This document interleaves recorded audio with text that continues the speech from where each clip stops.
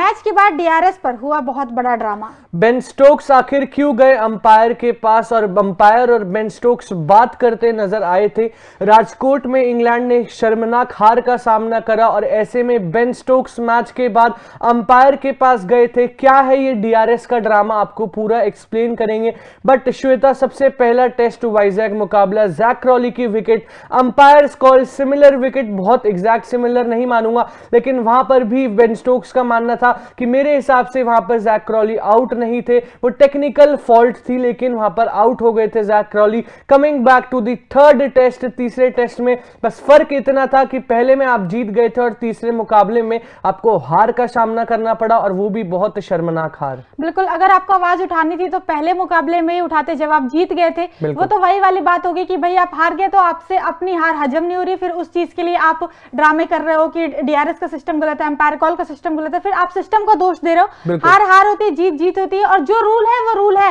ऐसे नहीं कि इंडिया के सामने ऐसा सिचुएशन है, इस मैच में बहुत बार ऐसा हुआ है कि जब अंपायर कॉल पे बैट्समैन को वापस जाना पड़ा है तो जो रूल है वो दोनों टीमों के लिए अप्लाई होगा। हाँ जी, बिल्कुल सही कहा श्वेता। इससे पहले कि हम एक्सप्लेन करें अपने व्यूअर्स को कि डीआरएस का ड्रामा एक्चुअली में है क्या, पहले नजरें डालते हैं बेन स्टोक्स के एक स्टेटमेंट पर। अगर मैं पूरी तरह से ईमानदार हूं तो उन्हें अंपायर की कॉल हटा देनी चाहिए। मैं इसमें ज्यादा नहीं पढ़ना चाहता क्योंकि ऐसा लगता है जैसे हम रो रहे हैं और कह रहे हैं कि इसलिए हम टेस्ट मैच हार गए।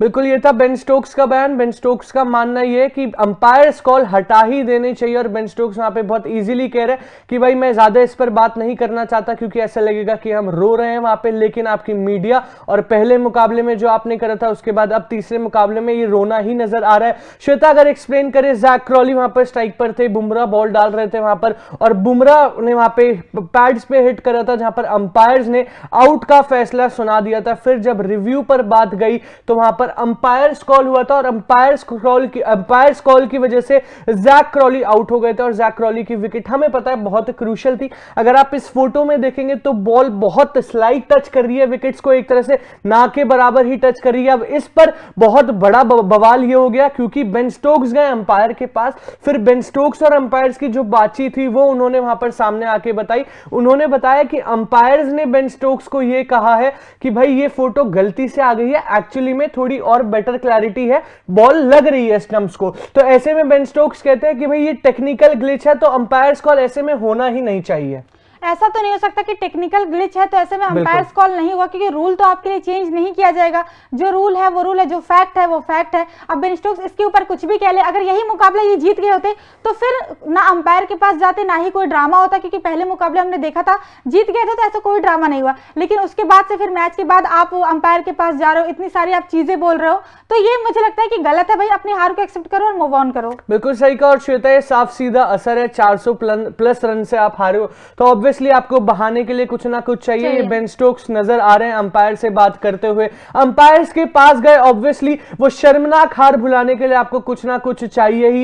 एंड पहले मुकाबले में भी आपने करा था बट देन अगेन उसका इतना बड़ा बवाल नहीं बना था क्योंकि ऑब्वियसली आप मैच जीत गए थे, ब्यूटीफुल कमबैक था। बट देन अगेन यहां पर अब 400 प्लस रन से आप हारे हो, शर्मनाक हार आपके लिए है। उसके बाद बेन स्टोक्स का बयान और साथ ही साथ एड ऑन करके चले जाते हैं कि मैं इस पर बड़ा बवाल नहीं बनाना चाहता क्योंकि ऐसा लगेगा कि फिर मैं रो रहा हूं, लेकिन आपने ऑलरेडी ये बवाल को स्टार्ट कर दिया है। इंग्लिश मीडिया इसको आगे ले जाने का काम करेगी, इस चीज को और बड़ा बनाने की कोशिश करेगी। बिल्कुल, बहुत सारे मतलब केसेस में हमने देखा है कि एक गलत, बहुत सारी चीजों में ऐसा होता है कि गलत डिसीजन दे दिया जाता है, लेकिन यहाँ पे फिलहाल जैक क्रॉली को मुझे नहीं लगता कोई गलत डिसीजन दे गया। चलिए ठीक है, अगर आप एक विकेट के लिए रो रहे हैं जैक क्रॉली के, चलिए जैक क्रॉली आपके हिसाब से हम मान लेते हैं बेन स्टोक्स के हिसाब से कि आप उस हिसाब से आउट नहीं जिस हिसाब से उन्हें आउट होना चाहिए, तो चलो वहां पे गलती हो गई, ठीक है। लेकिन बाकी के बल्लेबाज तो आ सकते थे, वो रन बना के जा सकते थे ना। आप एक विकेट पे रो रहे हो, फिर तो वही वाली बात होगी कि अपनी हार और अपनी गलती को आप दबाने की कोशिश कर रहे हो जैक क्रॉली के विकेट के पीछे। बिल्कुल सही कहा श्वेता। और ऐसे में अगर आप देखेंगे इंटरनेशनल क्रिकेट में बहुत सारी फैसिलिटीज होती है, कैमरास बहुत सारे होते हैं, आपके पास डिफरेंट एंगल्स होते हैं, टेक्नोलॉजी इतनी एडवांसमेंट है तो कहीं ना कहीं आप इन सब चीजों में फंस जाते हैं। बट देन अगेन अगर आप डोमेस्टिक की बात करोगे, किसी भी देश में अंपायर्स की इतनी रिस्पेक्ट करी जाती है, वहां पर इतनी टेक्नोलॉजी या कैमरा नहीं होते, लेकिन फिर भी गलत डिसीजन सामने आ जाता है। एंड बहुत ऐसे चांसेस होती है, एक इंसान ही है एट लास्ट, कोई परफेक्ट डिसीजंस दे हर बार, ये पॉसिबल नहीं है। तो वहां पर अंपायर्स को इतनी रिस्पेक्ट दी जाती है कि कोई बात नहीं, आपका डिसीजन है, इनफैक्ट अगर आप बहस करते हो तो आप पर पेनल्टी भी पड़ सकती है। तो डोमेस्टिक में जहां पर टेक्नोलॉजीज नहीं है वहां अंपायर्स के फैसलों को इतनी इज्जत दी जाती है। अब तो आपके पास टेक्नोलॉजीज भी है, लेकिन ये कह देना शर्मनाक हार के बाद कि भाई मेरे को लगता है अंपायर्स कॉल ही हटा देनी चाहिए, पहले में आप कह रहे थे कि टेक्निकल फॉल्ट था, तो कहीं ना कहीं ये दिखा रहा है कि पाकिस्तान को नहीं, माफ कीजिएगा,